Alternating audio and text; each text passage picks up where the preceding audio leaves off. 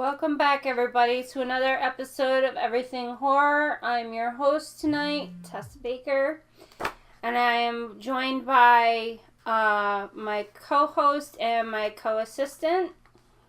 Say hi, guys. Hello. Hello. Okay, so tonight's topic of discussion is a short film which Paul was in. That was done back in October of 2014, called Dead Static. It's a found footage horror anthology, and there are 3 stories to it. One's Emily's Bridge, another one is Green Mountain Cemetery, and the third is the Pittsford Haunted House. So our first story opens up with Emily's Bridge, which is set in Stowe, Vermont. And they did this back on March 8th of 2012. Emily and her lover, the story about this bridge is that Emily and her lover, they were supposed to meet at this bridge and run away together and, get married and live happily ever after.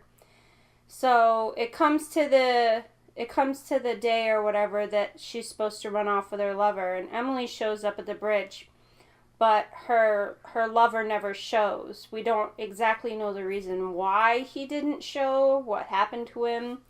So this broke Emily's heart. She figured that he abandoned her and that he wasn't coming.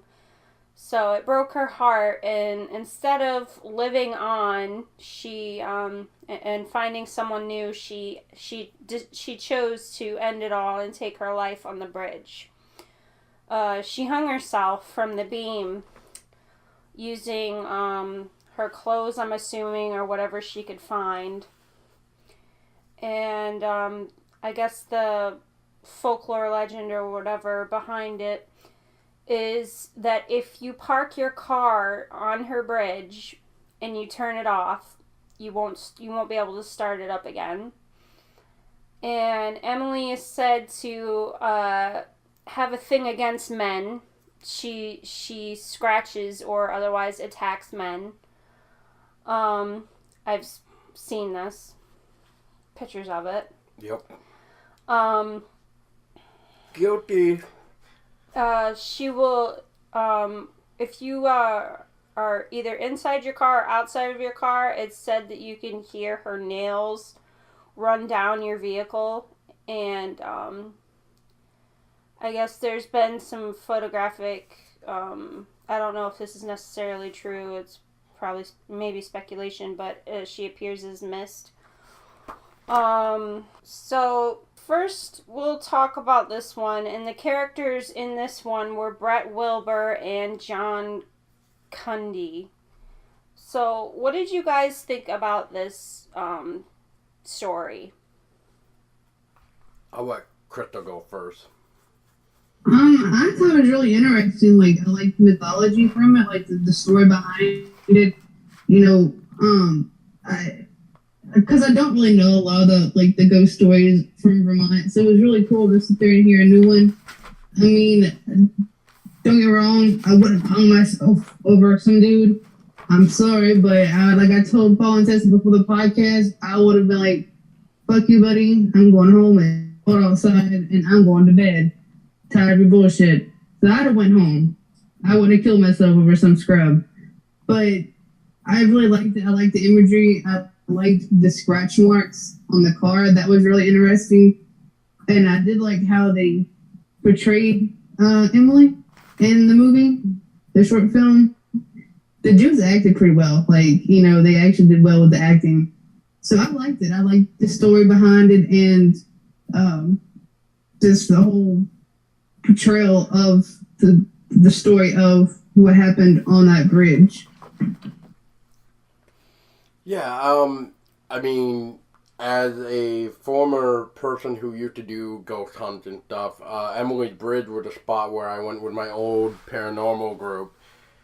and we went on a full moon, and it was sometime in July when we went. It was like July 12th or something like that when we went, and it was like 80-degree weather during that night. So, I mean, it wasn't chilly or anything, and, I mean, we got some really interesting stuff. Like, when we first got there, like, we got a couple snapshots of the infamous figure outside of the bridge, standing on the right side, pointing what I believe was down the road, probably telling us that we need to get back in our car and start driving back where we came or something. I still have the image too. I've caught in some other stuff too, where like at one point where I was kind of calling out Emily at one point. My buddy took a picture, and in the picture you can actually see a mist forming behind me, which I think that was when I was scratched. Which the weird thing is, at the time of this investigation, I didn't realize I was scratched until I actually got home. That was when the burning of like what seemed to be like an itchy back was really occurring, was when I got home. And sure enough, when I pulled up my shirt, I had like scratches on my back, and it almost looked like something or someone took like their two hands and kind of like dug all their fingers down my back to create like the scratches. I mean, it was ridiculous.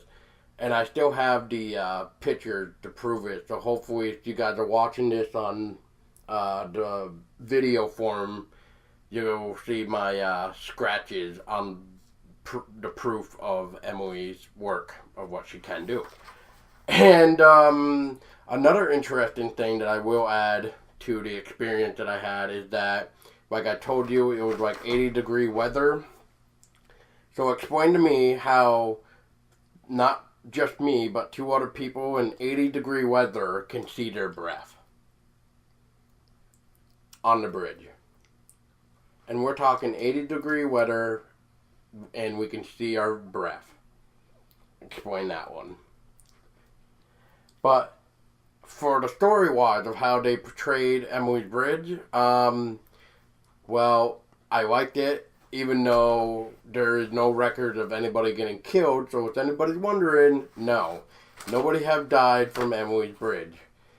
And, although, in the tale on Dead Static, what happened? Yeah, they both got killed. Yeah. But, I just wanted to throw that out there. One thing I will say is that everything that you see in this film, when it comes to the death, is not true. It's fictitious. That's the only thing that is not real. Everything else, though, is pretty much true to real life experiences that people have reported of these actual haunted locations. I just wanted to throw that out there.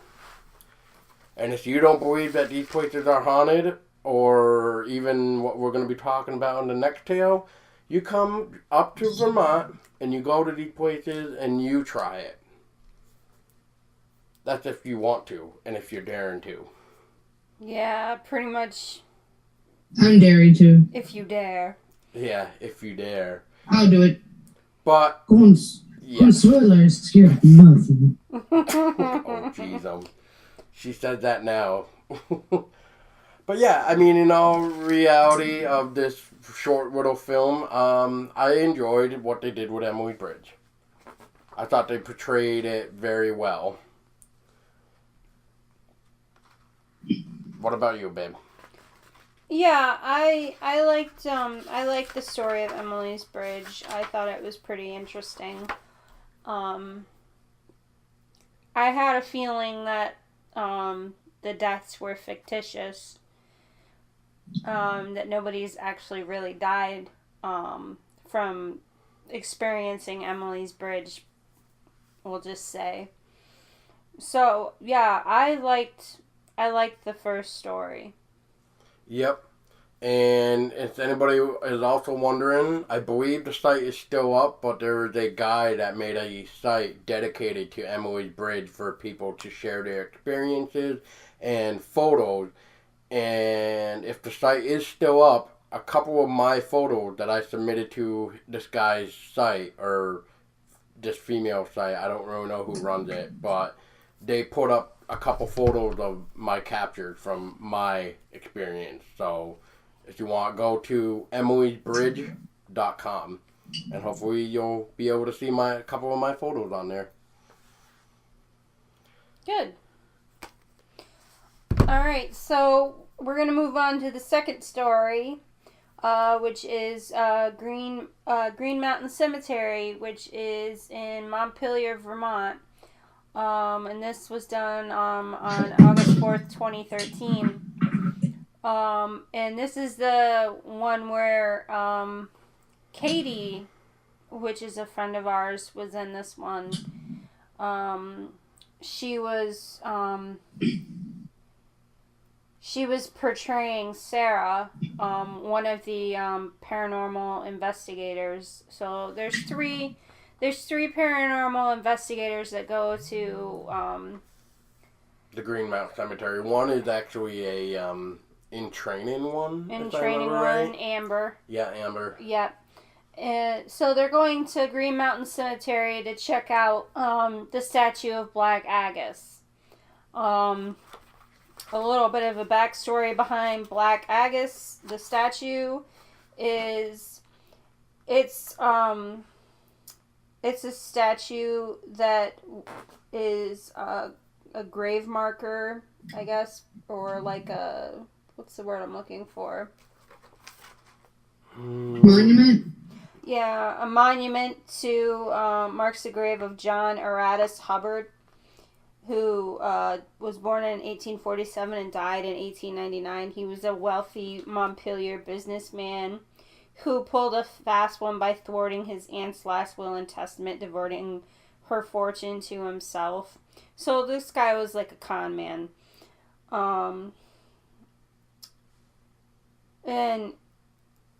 What happened was there was a monument which Hubbard commissioned, and it's said to be a source of bad luck and even death for the person foolish enough to mess with it. How many monuments is there? There's 3. There's 3 of these statues, and these are all in different locations. One's in Montpelier, Vermont. Another one is in Chicago, and the third one is in Washington, D.C. This statue is said to cause horrific accidents, death, even miscarriages to women. Anybody who dares sit on this statue's lap or touch it in any way, it's just bad juju. Just don't touch it. Just don't touch it. It's risky even looking at it, in my opinion. There was a story of 3 teenagers who sat on Black Agnes's lap during a full moon, trying to prove to one another how brave they were. They were feeling secure as they drove home without incident, thinking that they had escaped the curse.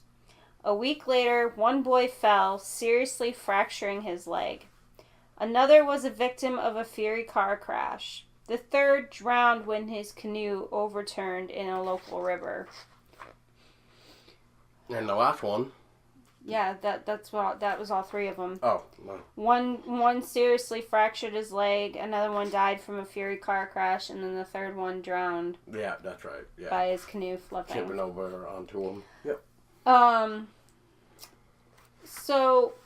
And I'll say it again. So if you feel Brashley and Darren, okay. At the grave of General Felix Agus in Druid Ridge Cemetery in Pikesville, Maryland, there's another Black Aggie. So in all actuality, there's 4. An urban legend says that the statue is haunted by a spirit of a mistreated wife who lies beneath its feet. It's reported that sometimes the statue's eyes glow red at midnight. As with the statue in D.C., it's said if you're pregnant and you sit on her lap, you will miscarry. Some say if you sit on her lap, the statue will come to life and crush you in their stony embrace. And don't speak Black Aggie's name 3 times at midnight in front of a dark mirror unless you want the evil angel to come to pull you down to hell.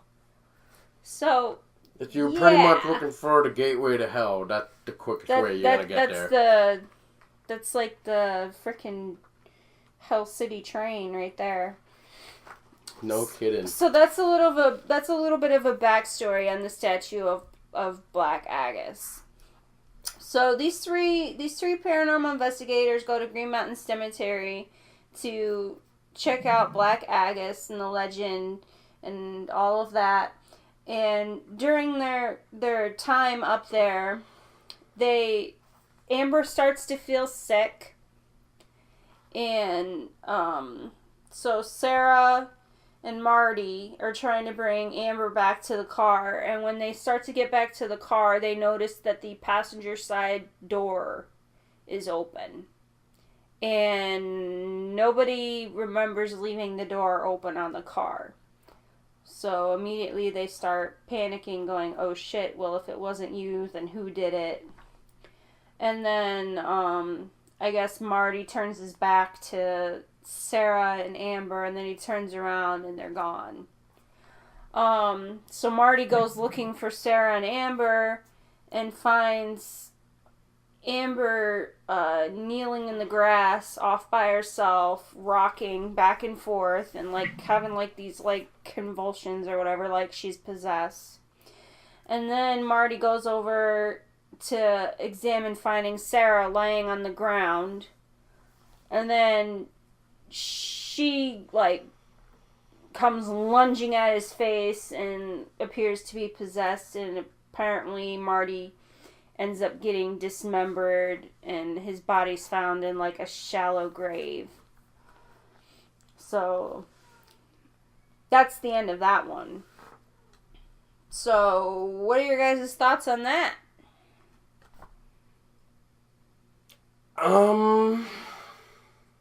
Well, it is cool to see the statue in there, even though what it took to get that shot is, worth it, I guess. I mean, the people who were filming this film had to actually, trespass to get the shot, but, worth it. But the rest of the film, they actually did it at another cemetery because Green Mountain Cemetery at night is pretty heavily guarded by the police. So, due to vandalism and all that shit. So, yeah. That's pretty much why you only get to see so little of the statue or the monument. Otherwise, the story, you could say, kind of confused me, especially I can't even remember anymore what the EVP was even supposed to say, but I really think they should have at least added some type of subtitle of what we're supposed to be hearing in the EVP to help understand. But I think it had something to do with how everybody was possessed, though, is what you were supposed to hear. Is like Katie, or AKA Sarah, when she heard this was like the start of them becoming possessed. Yeah, I kind of was hoping, I guess, to see, like, I don't know. More, yeah. I mean, I know, like, due to, like, the lore of the statue that nobody's gonna, actually go up and sit on it, and take that chance.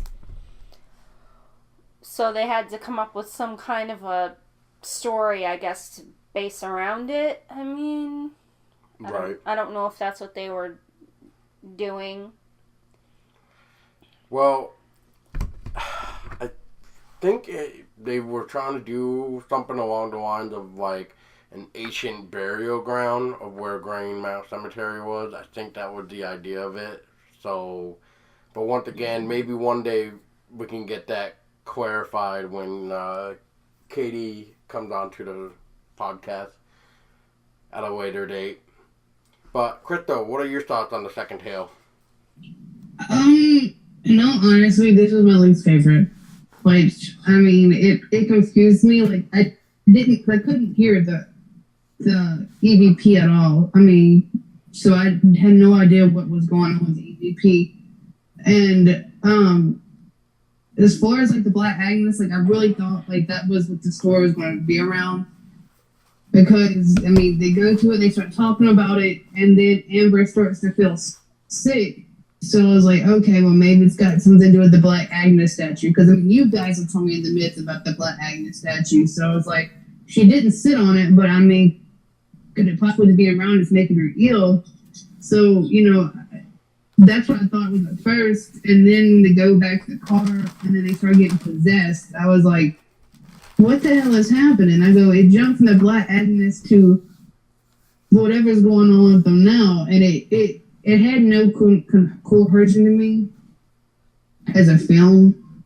I mean, I liked seeing the Black Agnes. That was really cool. But the whole story just lacked connection for me. Right. So, I mean, that's what I thought about it. I mean, the coolest part about that was seeing Black Agnes on the screen. So I was like, okay, that's cool. But the whole story was just, it was lost in translation, I guess. So, I mean, that's about all I really have on that one. Because I really did not care for that one. Right. Yeah. Yeah, the second one was probably my least favorite. I wish they could have done more with the story of Black Agus, but I guess due to superstition or whatnot, they didn't dare to, which is understandable. I mean, we do have 3 recorded incidents, so just think of that. Yeah. Yeah, I don't want no one sitting on it or nothing. I just, I'd rather you not die shooting a film because you want to get that shot. I'm good. Yeah, definitely not. What I thought was cool about it was, like you said, seeing the Black Agus statue, and I guess the other thing was seeing one of our friends, Katie, acting in it. I thought she did pretty well. Speaking of which, what do you guys think of her face when her face comes to the camera and it's not her face? Yeah, I was like, wow. I was like, okay. okay. Yeah, I was like, that does not look like her. That is not her at all. Right. Something is very wrong. No, I agree. Okay, so our third and last story that we're going to talk about is the one that Paul is actually in. And Paul is playing as Chad Williams, the cameraman. And we already know what happened to people in found footage films who are cameramen. Yeah, they all meet a untimely demise. Nope. See Blair Witch for more details. And he's also joined by the reporter in this one, Mia Jones, who was also the actress of Emily in Emily's Bridge. Yep, and she did very well in that one too. I also kind of want to mention, I also noticed in this one, another one of our friends was in it, but she's maybe in it briefly for maybe 5 minutes, and then that was it, and that was Allison. Yep. Yeah. And Katie's daughter is played in it too. Oh, I didn't know that. Yeah, that was Katie's daughter. Oh. Yep. Very cool. Little girl? That little girl. Oh. Oh, that's she did so good. cool. Yeah, she did good. Yep. Oh yeah, she loved horror. She liked to act and stuff, so she rocked that role. She definitely liked the creepy idea of her, so she pulled it off very well. Alright, so our third story is called The Pittsford Haunted House. And it's obviously stationed in Pittsford, Vermont. This was done October 18th in 2014. reporter Mia, and cameraman Chad, aka Paul, from haunted Vermont, go to investigate the Pittsford Haunted House, which used to be once considered the children's hospital or clinic for tuberculosis, to see if some of the children who died there still lingered there in spirit. Which, that's based on real facts, by the way. For people listening, it used to be a hospital. Yeah, for like what Tessa just said. Yeah. Yep. I just want to separate the truth from the fakes. So.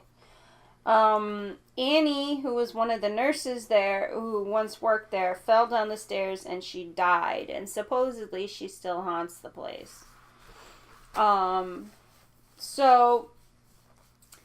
So Mia and Chad plan to meet with Harley, who is one of the people that works at the Pittsford Haunted House, at noon the next day to get a tour of the restricted access floor, where nobody's said to be really allowed to go. It's usually closed off, and you have to special request it to even get up there.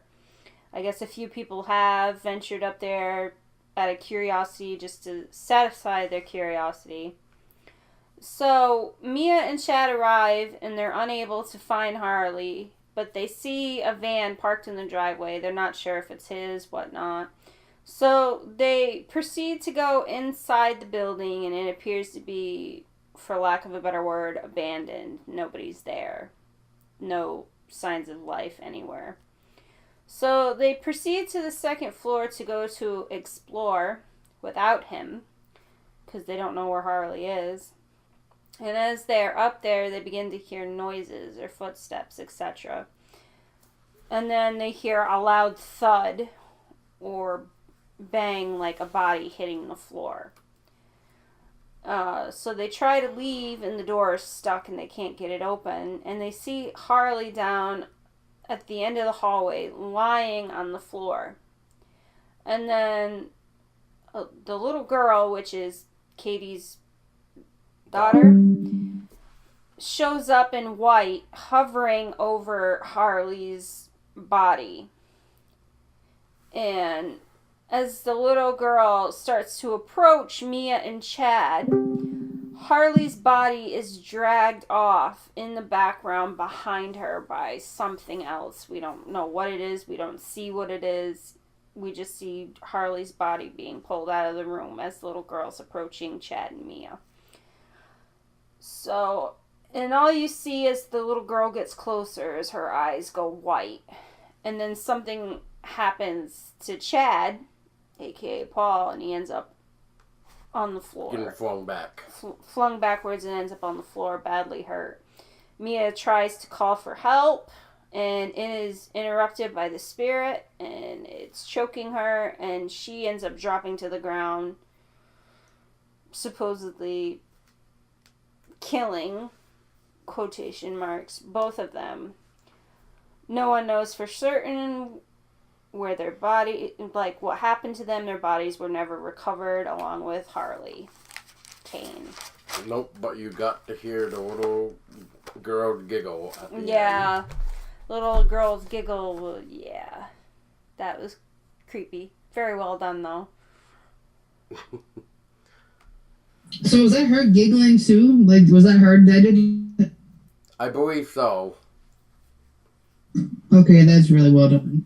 Kudos to the little girl. Kudos. So, Crystal, let me start with you. What did you think? What did you think of that tale? I actually like that one, especially because even down here in Louisiana, we have haunted houses that used to be older buildings that were hospitals, or we actually have one down here that's a haunted house that used to be out in a mortuary. And it's actually called the mortuary. That's a haunted house, and it's actually haunted.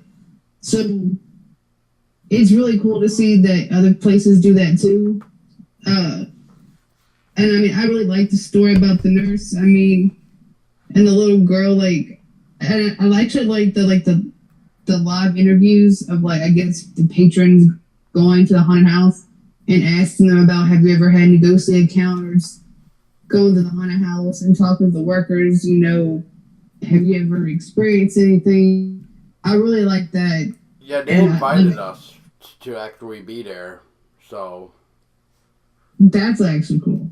yeah, we had to show up right before they started the haunt, so that way we could like get ready, do the sound test and stuff. And yeah, I got to meet a lot of people there. And of course, everybody knew what we were going to be there for, so it was actually really cool. And those interviews are real. I mean, we didn't write anything down on paper for them to say. That was what they have either witnessed or heard or whatever. So that was all them. It wasn't the writers or me telling them what to do or say. So what you So hear, is Harley actually an actor there? Harley was an actor. Yes. So he don't actually work at the haunted house. Right. No. Okay, so I thought maybe he was an actor at the haunted house and he did this with you guys. No. It was just Harley was the only actor for the interview. But what he mentioned about that window, though, about that window on the second story or second floor of the place, that is actually based on real recordings, though. Like, that's what people have witnessed, is like a little girl's face up in the window of that place. So that was the only pretty much real thing about what Harley said in that interview. Okay. So I was like, oh, okay, so maybe he did both. Maybe he volunteered to be in the film too, but he also works on a house, so okay. Yep. But other than that, I gotta give kudos to that little girl. That little girl was spot on. She was she a could trooper. She was definitely a trooper that day when it came to filming her stuff. It was, we had like an idea at first where she was actually going to appear outside first, where like me and Mia were going to look out the window and we were going to actually see her outside. And it got to the point where she was getting too cold where we couldn't do it.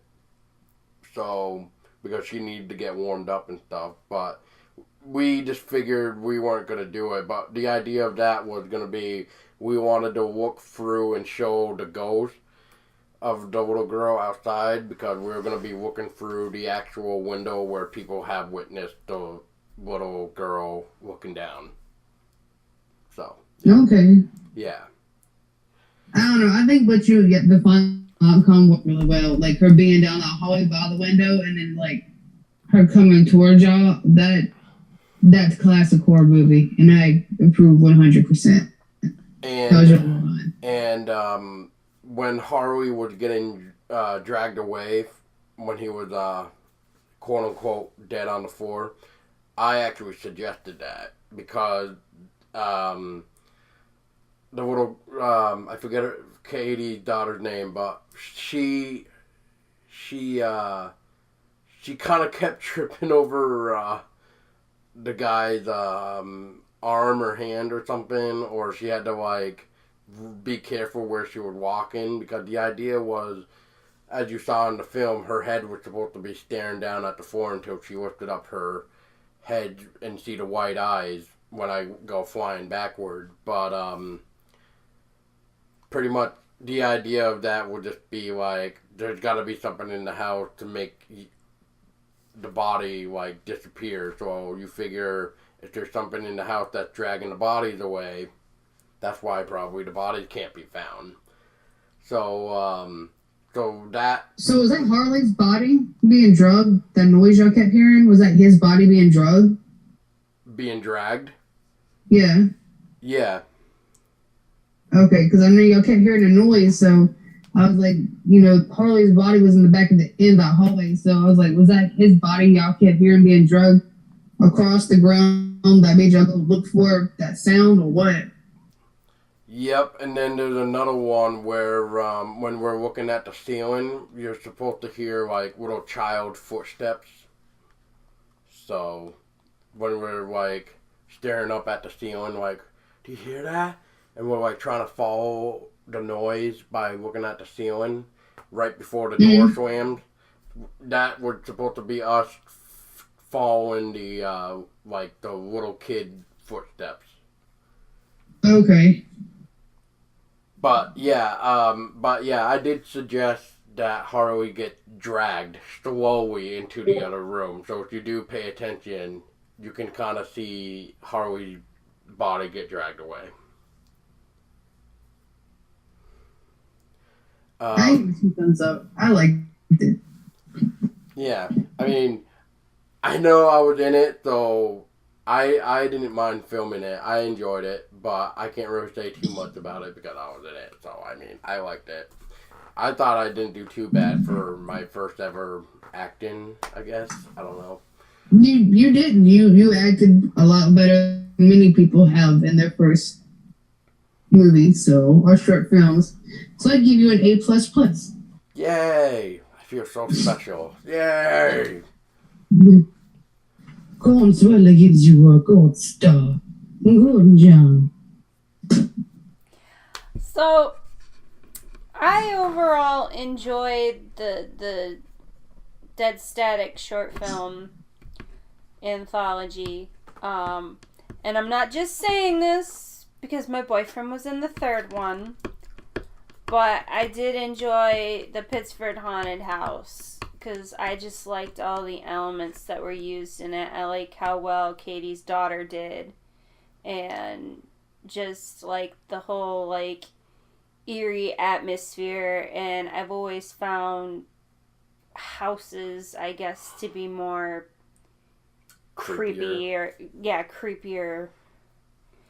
And I guess it's more because it's like more of like a sense of like being closed off and isolated and everything, and it's just where we were is actually really closed off for the public. Yeah. Like, you need special permission to go up there. Yeah, which I mentioned in before. Yeah. But I would have to say that the third one was probably my favorite. And then Emily's Bridge. And then Green Mountain Cemetery. And then Green Mountain Cemetery. That would be the order I would go. What about you, Crystal? I have to agree with you, and not just because Paula is in the third one. Out of all of them, the third one was, like, to me, the most well done. Like, it was the most creepiest, like, because, like I said, I mean, it's a sense of familiarity. There you go. You're welcome. So I really enjoy it, like, especially, and I'm a big haunted house fanatic. So, like, I like fake haunted houses, and I like fake haunted houses that are made in real haunted houses. So I really liked it. And like I said, Katie's daughter, oh my god, like that little girl, I'm telling you, she made that right there. She made it her own. She rocked that. She needs to be in horror films. She really does. She could, if they ever made Children of the Corn again, she could be one of the Children of the Corn. Yeah, so Katie, if you do end up like listening to this episode, big shout out to your little girl, and you did great too. But yeah, you should put your little girl in horror films. More, definitely. She definitely belongs in the horror community. Yeah. But yeah, I do like Emily's Bridge. Emily's Bridge is my second one, and I know you also Katie's in the Green Mountain Cemetery. Green Mount. Yeah. Green Mount, but I'm sorry, Katie. That one I just not like as much as the other two. You did good, but it was not cohesive as the other two. And Paul did good as Mr. Cameraman.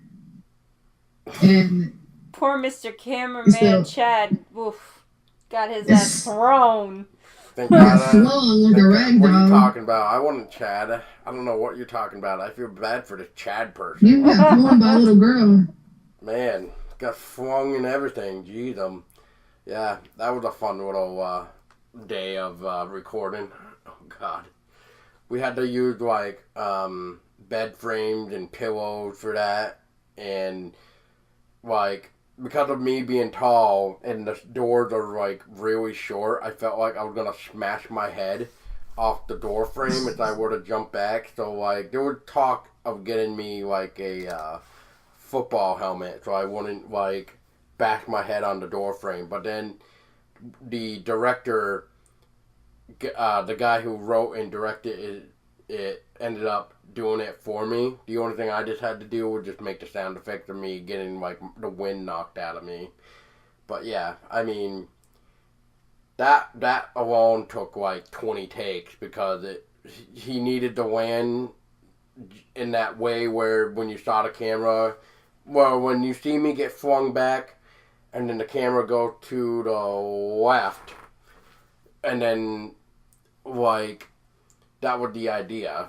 But the way he was doing it is he was making sure that where he landed, he would remember where it landed. So that way when the camera turned on its own from AKA the spirit, the little girl, to watch Chad and Mia die, pretty much. Yeah. I mean, yeah, that was fun. That was a fun day too, faking my death. And your friend who played as Mia, she did really well too. Yeah. She's very engaging. Yeah. She's very nice. She was very awesome to work with. She was very easy to work with too. I mean, she was even asking me like, I think I'm doing this wrong. Do you think I'm like not putting out enough? And I'll be like, oh, you're fine. I don't think I'm putting out enough, but whatever.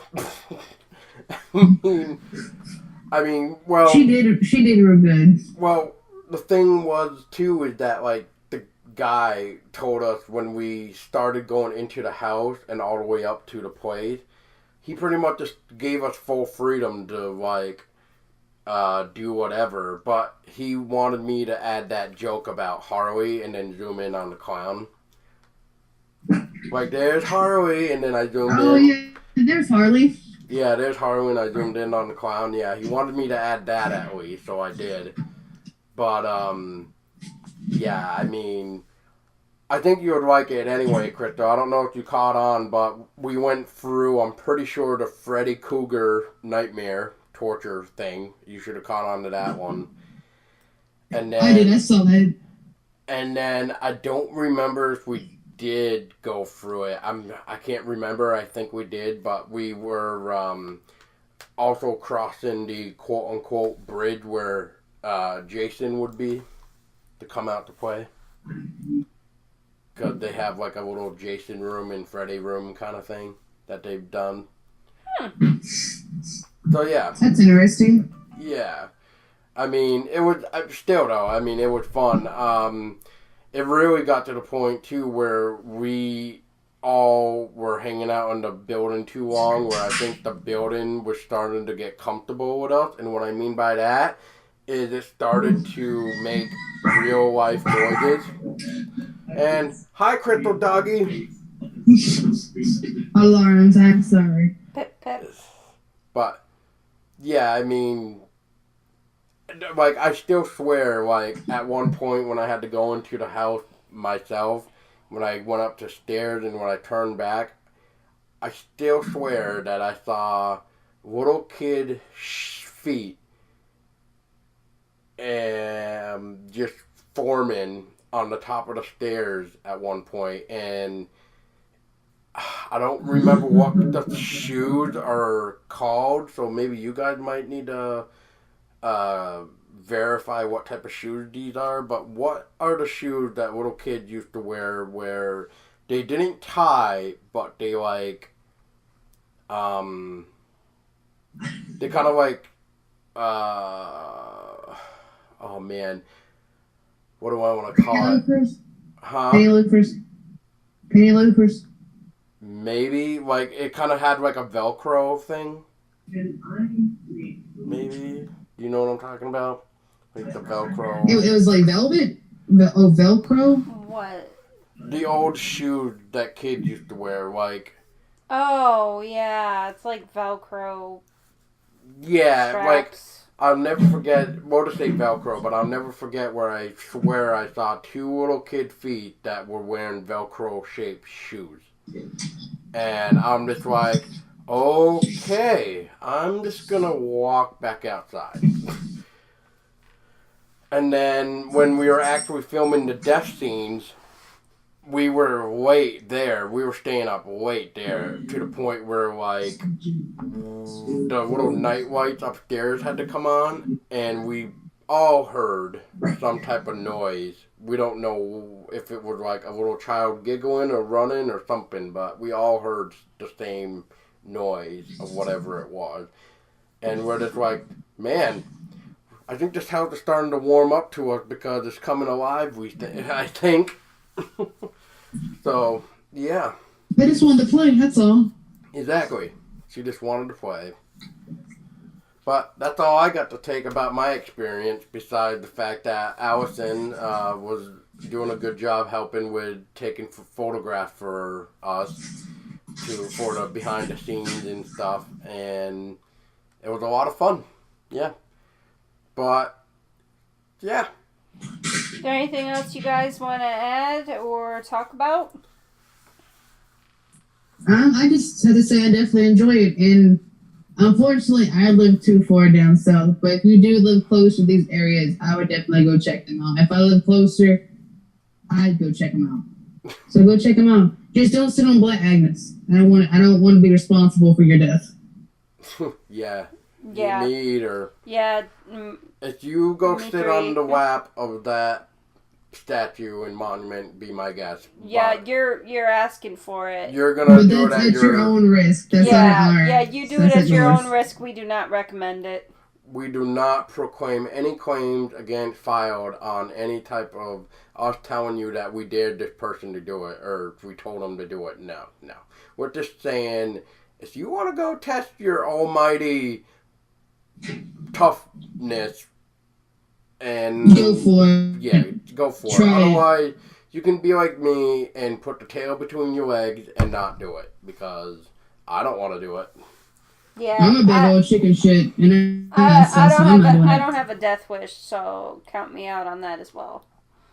Maybe if I was dying, then maybe I would test the theory out, but I don't know. I mean, I'm not pregnant. I can't get pregnant, so yeah. That would be wrong anyway, so just don't listen to I that. was like, where did this come from dying to pregnant? I was like, this just went from two different conversations. I gotta put in some comedy in here, damn it. So Well, pretty. Paul, just because you're pregnant, you're not dying. So Right. pretty much. The day I get pregnant or whatever, he's keeping me far, far, far away from that statue, at all we costs. don't have to worry about that. Because I don't want to go anywhere near it. Montpelier's not even like an hour away, so yeah, or so yeah. Maybe one day I'll go take one picture of it, but that's it.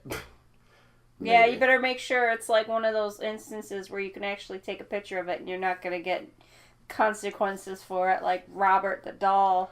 Which will probably be another episode at some point, maybe. I think we might need Robert's permission though. Yeah. Because we don't need that coming back at us either. Yeah, no bad juju.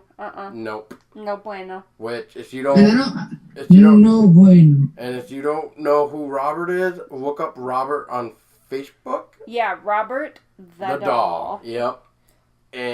And if you don't believe that anything bad can happen to you with that either, You go test the theory if you feel antsy. Go to Florida, and if you're in Florida, go to where Robert the doll is, and if you take a picture without Robert's permission, I guess you'll learn the hard way. you'll learn the hard way, and you'll be writing Robert the doll an apology letter, just like everybody else has. But you can always bring him some candy, and you will be dandy. Let's hope that he is down and dandy with candy. Apparently, if you bring him peppermints or something, he's supposed to allow you to take his picture. So Really? yeah, I'll have candy to... or like treats and stuff like that. That's one of the things they say. If you bring him like candies or something like that, he's okay with you. Oh yeah, bring him offerings. We'll bring him like gallons of candy then. That way we can be just like, Here's all this for you. Don't do anything to us, please. And I bought all this from the dollar store and didn't eat not a piece of it. It's all for you. didn't even eat anything from this, and this is all for you. I would just give him the unsealed bag of candy and just set it down there. There you go. Yep, Fresh, unopened bag of candy. Just for you, sport. Yeah, I can already see it now. What are you buying these $10? What are you buying $10 worth of candy for? Oh, this doll for a thank you. This doll I want to take a picture of. This doll I want to take a picture of. But yeah, I don't have anything else to add. I think I've told you guys enough, I think, of some of the behind-the-scenes stuff, unless I missed anything that you guys were curious about. Were you guys curious about anything else that I probably didn't mention about behind the scenes? No? Yes? Was there anything I think else? you covered everything that I wanted to know. Yeah. I'm Okay. I'm all set. Alrighty. Well, just once again, you guys can find Everything Horror at everythinghorror.podbean.com. All the links are there. Otherwise, if you don't want to do that, then I don't know how the hell you're listening to this unless you're on YouTube, which we're on YouTube. You can also find us on Facebook, Instagram, and Twitter at EHPODCASTS. And that is EH Podcast. And we're also on iTunes as well. Yes. So make sure you go and subscribe for free and you rate us. Please. Please. And we will maybe give you a bag of candy. Fire! I hear fire. I'm sorry, I'm catching my house on fire now. At least we're not the only ones. My PSN is redqueen_85. My Twitch is the same. You can find me on Facebook, Instagram. So yeah, that's where you can find me. How about you, Crystal? You can find me at many places. Some places you may not want to find me, but the ones that are family friendly or twitch.tv, Cristillo_Labello. You can find me at Twitter at Cristillo Games, and you can also find me on Facebook at Cristillo Twitch TV. Oh, also PSN, Eerie Cutie. And I haven't said one of these in a while, and I don't think I've ever said anything about this, but if I have, well, here we go again. So you can also find Everything Horror on Twitch as well at EH Podcast, and that is EHPODCASTS. Thank you. Also, I definitely know I haven't said this in a while. Well, all of us haven't said it in a while. And we have a charity going on right now for a year, and it ends next year in June. And it is called Smarter Than the Cure. And it's for Foundation One Up on Cancer. Yeah, that's right. So if you feel like you want to donate for a good cause, then head on over to that. And $1 goes a long way. Yes, $1 can go a long way to paying somebody's hospital bill who is fighting cancer. And if you don't think someone doesn't donate dollars, we do have dollar donations on there. It doesn't matter if the dollar or not, it's the fact that you donated.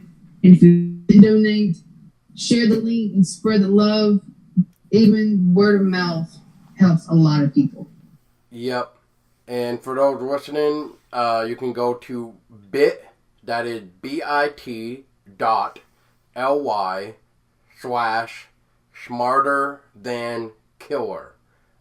Again, bit.ly/smarterthankiller. Yeah.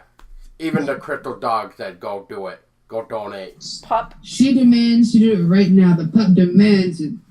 The pup has spoken. $1 can go for a doggy treat. So do it. Just 99 cents a day. You can give this pup a snack that she deserves.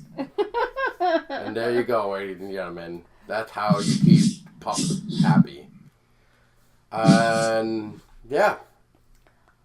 Other than that, thank you guys for listening, and stay tuned for another episode of Everything Horror. And hope you guys have a good night. And like we always like to say here at Everything Horror, stay Stay scary! Stay scary. Whoa.